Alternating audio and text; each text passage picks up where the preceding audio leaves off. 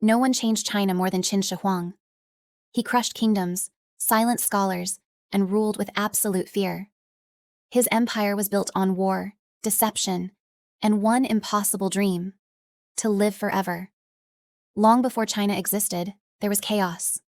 7 kingdoms fighting like it was ancient Game of Thrones, minus the dragons, plus a lot more beheadings.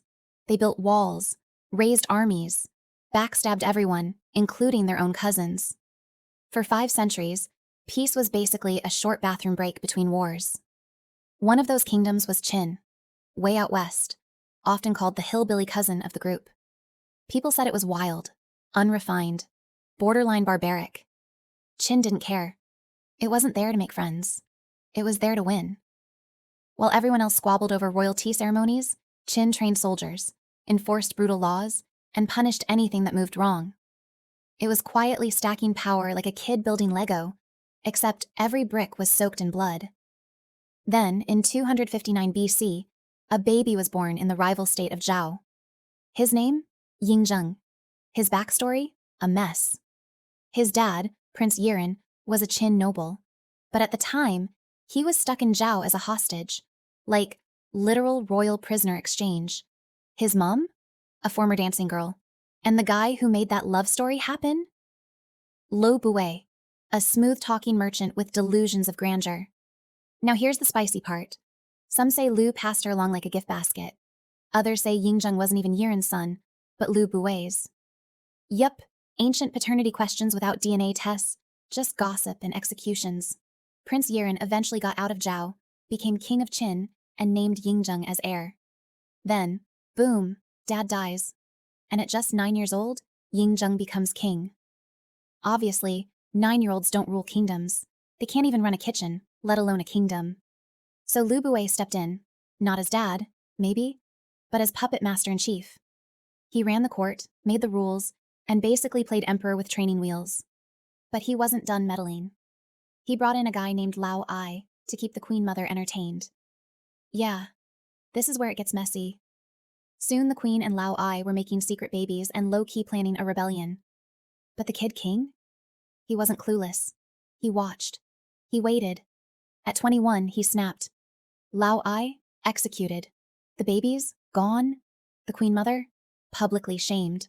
Lu Buwei, stripped of power, kicked out of court, and later drank poison because facing Yingzheng sounded worse than death. Just like that, the training wheels came off. Yingzheng was in full control. No more adult supervision. No more games. He looked at the map of China and said, "Cool, now I want the whole thing." First on the chopping block, Han, tiny, weak, folded instantly. Then came Zhao, the kingdom that once held him hostage. This wasn't just war. It was revenge with a capital R. He sent in General Bai Qi, also known as the Butcher of Zhao. And when Zhao finally surrendered, 400,000 soldiers were buried alive. Yeah, not exactly a forgiveness guy. Then came Wei and Chu, bigger problems but too broken to resist.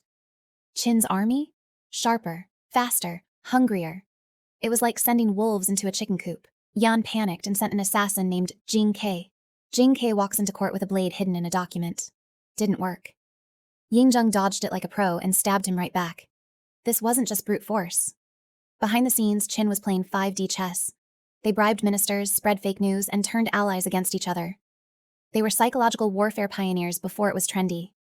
In 221 BC, after flattening every last rival, Yingzheng declared a brand new title, Shi Huangdi, the first emperor of Qin. And just like that, for the first time ever, China was won. Now the real madness could begin. Like what you're hearing, smash that subscribe button. More blood, betrayal, and buried alive armies coming right up. So, what do you do after conquering all of China? If you're Shi Huangdi, the first emperor, you don't rest. You rebuild the entire country in your own image. First, he torched the old feudal system.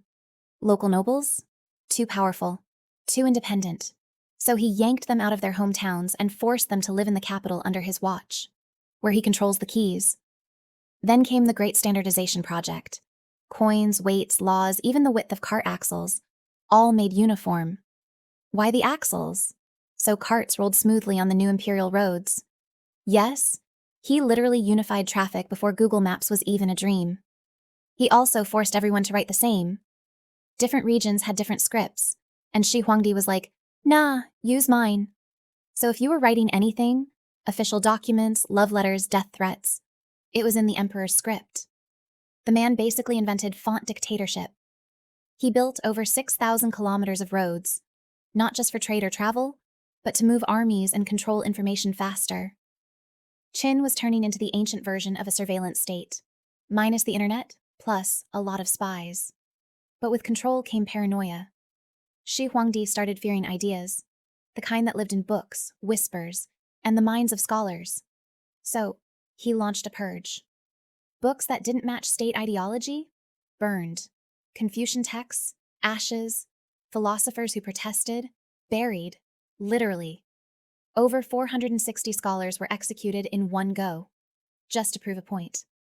He didn't just want obedience, he wanted erasure of the past. But there was one enemy he still couldn't silence: death.